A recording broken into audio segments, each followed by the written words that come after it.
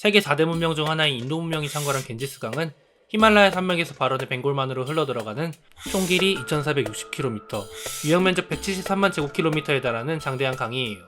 힌두교에서는 겐지스강 자체를 신격화해 강변을 따라 수많은 힌두교 성지들이 자리하고 있으며 강 상류와 중류에 분포한 인구만 9천만 명에 이를 정도로 매우 중요한 강이죠. 힌두교인들은 이 겐지스강의 물로 몸을 씻으면 모든 부정한 것이 깨끗이 사라진다고 믿고 있어요. 때문에 겐지스강에 가보면 머리끝까지 몸을 담그거나 강물을 떠서 마시는 사람의 모습을 쉽게 볼 수 있어요. 그런데 말입니다. 사실 이 같은 행위는 깨끗은커녕 건강을 해치는 매우 위험한 일이에요. 왜냐하면 겐지스강의 위생 상태는 최악을 넘어 거의 끔찍한 수준이기 때문이에요. 겐지스강의 오염은 하류로 갈수록 더 심해지는데 사람들이 생활하면서 만들어낸 우수와 공업용 폐수가 상류에서부터 그대로 흘러들어오기 때문이에요. 2018년에 바라나시가 실시한 수질 조사 결과에 따르면 겐지스강에는 100ml당 500마리, 기준치의 20배 정도에 달하는 엄청난 양의 대장균이 겐지스강에서 검출되었어요. 그리고 더 끔찍하고 위험한 균도 함께 검출되었는데 다름 아닌 오늘 영상의 주제인 콜레라균입니다. 인도에서 가장 오래된 의학 서적 중 하나인 수슈르타 상히타에 따르면 탈수 증상에 의해 고통받다 죽음에 이르는 병에 대해 자세히 기록되어 있는데 이것이 콜레라의 것으로 전문가들은 보고 있죠. 이를 바탕으로 학자들은 콜레라가 기원전 7세기 이전부터 인도에서 존재해왔다고 추정하고 있어요.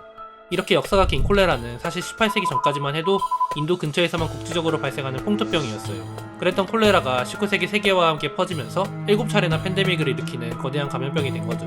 아니 코로나 한 번만 발생해도 이렇게 파장이 큰데 7차례라니. 신체 내의 물을 모두 뿜어내게 한 다음 사람을 말려 죽인다는 콜레라. 오늘은 이 콜레라에 대해서 한번 알아보겠습니다. 지금 바로 시작합니다.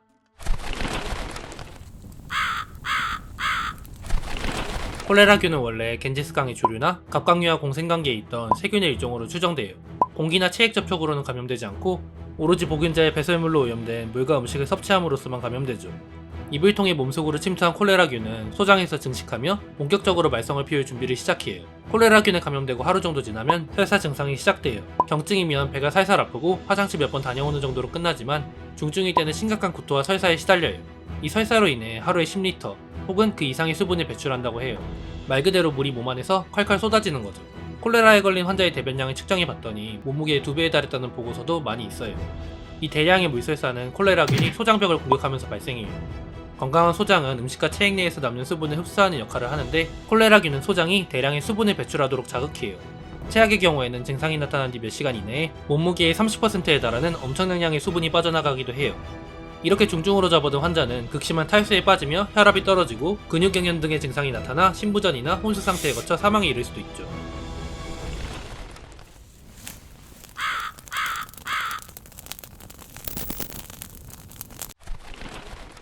인도의 풍토병에 불과하던 콜레라를 세계적인 감염병 스타 반열에 오르게 한 나라는 세계사 얘기하면 한 번은 무조건 언급되는 그 나라, 바로 영국이었어요.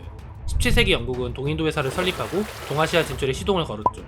그리고 자신들의 매력적인 비즈니스를 번번이 방해하는 숙적 네덜란드와 프랑스를 마침내 따돌린 영국은 1757년 벵골 토우 연합군과 맞붙은 플라시 전투에서 승리하면서 인도의 지배권을 거머쥐었죠. 인도를 식민지화시킨 영국은 인도를 아시아 무역의 거점으로 삼았어요. 인도에서 재배한 면섬유를 자국으로 수입하기도 하고 아편을 청나라에 수출하는 대가로 청나라 차를 영국으로 수입하는 삼각무역을 추진하기도 했죠. 이렇게 적극적인 군사활동과 무역 활성화로 인해 인도 내에서 활발한 인구 이동이 일어났어요. 그리고 이와 함께 콜레라의 대유행, 즉 팬데믹이 시작되었죠. 최초의 팬데믹은 1817년에 인도 캘커타 북동쪽으로 160km쯤 떨어진 지역에서 시작되었어요. 이때 발생한 콜레라는 삽시간에 벵골 전역과 겐지스강 유역으로 확산되었죠. 당시 인도에는 1만 명 정도의 영국군이 주둔하고 있었는데 콜레라는 마치 적국의 병사처럼 영국 부대를 강타했어요. 한 달 만에 무려 3천여 명의 사망자가 발생했다고 해요. 그 무렵 영국은 오스만 제국과 전쟁을 치르고 있었는데 하필 인도 본베이에 있던 병력을 오스만 전선으로 파견해 이때 콜레라도 함께 아라비아 반도에 상륙해버렸어요. 그 후 아라비아 반도에서 북아프리카로 건너간 콜레라는 이집트에서 하루 만에 3만 3천 명의 사망자를 낼 만큼 엄청나게 퍼져나갔어요. 그러나 1차 콜레라는 조선을 포함한 동아시아 지역까지 영향을 미쳤으나 다행히 유럽까진 도달하지 않은 채 1823년에 수습국면에 접어들었죠. 근데 아까 콜레라가 7차 팬데믹까지 있다고 했잖아요. 콜레라의 대활약은 이제 겨우 시작 단계였습니다. 제2차 콜레라 팬데믹은 전 세계적 규모로 발전했어요. 흑사병의 재래라는 헤드라인이 신문 지면에 장식하며 위기감이 고조되었죠. 1826년 인도 벵골 지역에서 발생한 콜레라는 같은 해 동남아시아와 중국 청나라로 넘어갔어요. 이후 1830년에는 모스크바에서까지 세력을 떨쳤죠. 콜레라균은 저온에서도 강한 활동력을 유지했기에 추운 러시아에서도 기세가 꺾이지 않았어요.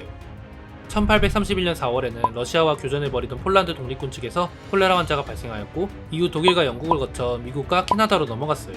또 스페인을 타고 넘어간 콜레라는 남미대륙까지 퍼져버렸죠. 특히 2차 콜레라는 이슬람교 성지인 메카에서 피해가 심각했는데 1831년에만 1만 2천 명이 목숨을 잃었다고 해요.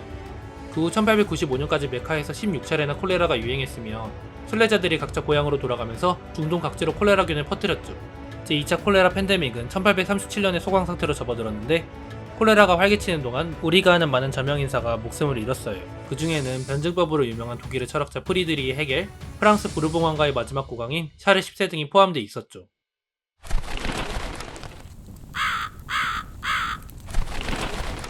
우리에게 잘 알려진 콜레라의 유행은 바로 3차 콜레라 팬데믹인데요. 콜레라의 대유행으로 인해 당대 세계 최대 도시인 런던이 극심한 피해를 입었기 때문이에요. 당시 런던은 5km 둘레 안에 250만 명이 거주하는 인구 초과밀 도시였어요. 19세기 초만 해도 100만에 가까웠던 인구가 산업혁명을 거치면서 폭발적으로 늘어난 거죠. 그러나 하수처리 시설과 같은 인프라의 정비 속도는 도시 가밀화 속도를 따라가지 못했어요. 당시 런던에서는 각 가정에서 나온 오물을 마룻바닥 아래에 구덩이를 파서 처리했어요. 그곳에 생활하수와 화장실에서 나온 분뇨 등을 모아두었다가 구덩이가 가득 차면 퍼내서 성벽방 농가에 거름용으로 내다 팔았어요. 집안에서 흘러나온 것은 모조리 오물구덩이로 모여들어 오물구덩이는 언제나 찰랑찰랑 넘치기 직전이거나 이미 넘쳐서 끔찍한 악취를 풍겼어요. 당대 세계 최고의 도시 런던의 환경과 위생 상태는 그야말로 끔찍한 수준이었어요. 이런 위생 상태에서 전염병이 발생 안 할 리가 없겠죠? 런던의 브로드 스트리트에서 첫 콜레라 환자가 나왔어요. 첫 확진자는 태어난 지 얼마 안 된 아기라고 해요. 그 후 그 일대에서만 콜레라로 인해 수백 명의 사망자가 발생했죠. 당시 영국 학계와 민간에서는 콜레라가 나쁜 공기 때문에 퍼진다는 독기설이 정설로 자리 잡고 있었어요.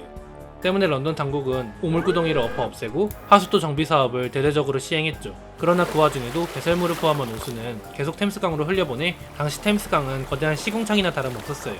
이렇게 상황이 악화되는 사이 문제를 해결한 영웅의 등장.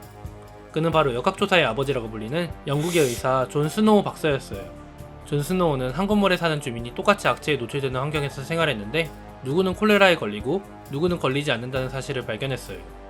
때문에 존 스노우는 콜레라가 공기에 의해 퍼진다는 독기설을 부정하였죠. 스노우 박사는 콜레라의 원인을 찾기 위해 사망자가 가장 많이 나오는 지역을 면밀히 조사해 점을 찍는 방식으로 지도를 작성하였고, 브로드 스트리트에 있는 우물 근처에서 가장 많은 점이 찍힌다는 사실을 발견했어요. 또 그 우물 가까이 자리한 구빈원에서는 신기하게도 환자가 한 명도 나오지 않는다는 것을 발견했죠. 스노우 박사의 조사 결과 이 구빈원은 따로 우물을 파서 사용하고 있었고, 이 같은 정황들을 바탕으로 콜레라의 발생원이 브로드 스트리트의 우물이라고 확신한 존 스노우 박사는 우물에서 길러낸 물을 정밀조사하기로 마음먹었어요. 그래서 스노우 박사가 현미경으로 우물물을 자세히 들여다봤더니 예상과 달리 현미경으로 물을 살펴보아도 아무것도 발견할 수 없었어요. 그냥 깨끗한 물이었죠. 사실 당시의 현미경 기술로는 콜레라균을 확인할 수 없었던 거예요. 그래도 존 스노우는 포기하지 않고 행정관청이 문을 두드렸고, 끝내 우물물을 퍼올리는 펌프를 떼어내 우물물을 사용하지 못하게 하는 처분을 받아내었어요. 우물을 폐쇄하자 신기하게도 브로드 스트리트의 콜레라 집단 감염 사례가 일단락되었어요. 사태가 어느 정도 진정된 후 후속 조사로 최초로 콜레라에 걸린 환자의 소변에 담은 요강을 오물구덩이에 비웠다는 사실이 밝혀졌어요.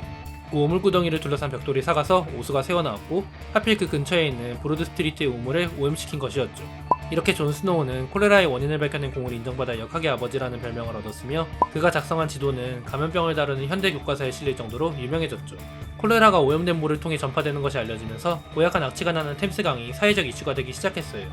때문에 런던의 시당국가 의원들은 하수도 중축에 투자와 재정 지원을 아끼지 않게 되었어요. 하수도 정비로 위생 상태가 개선되자 템스강은 다시 물고기가 헤엄쳐 다닐 정도로 청결해졌어요. 현재 가치로 환산해 2억 5천만 파운드에 달하는 금액을 들여 정비한 런던의 하수도 시스템은 오늘날까지 런던 하수처리 시스템의 근간이 되고 있어요.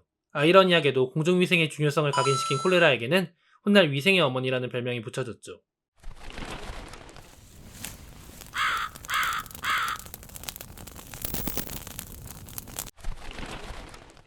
이렇게 콜레라의 원인이 밝혀졌음에도 아직도 콜레라는 세계 곳곳에서 유행하고 있어요. 최초의 콜레라 팬데믹이 1817년에 발생한 이후 1961년부터 현재에 이르기까지 제7차 팬데믹이 현재 진행 중이라고 보는 학자가 많다고 해요. 특히 오늘날 콜레라균은 에토르형 변이종인데, 이 변이종의 경우 중증화되기 쉬워 각별한 주의가 필요하다고 해요. 때문에 해외여행을 떠날 때는 콜레라 발생 지역을 반드시 확인해야 해요. 검색창에 해외 감염병 now.kr을 검색하면 방문국가의 감염병 발생 정보를 확인할 수 있어요. 그럼 여러분 모두 아프지 말고 건강하게 빌며 이상으로 오늘 영상 마치도록 하겠습니다. 짧지 않은 영상 끝까지 시청해주셔서 감사합니다. 영상이 마음에 드셨나요? 좋아요, 구독, 알람 설정은 영상을 만드는데 큰 힘이 됩니다.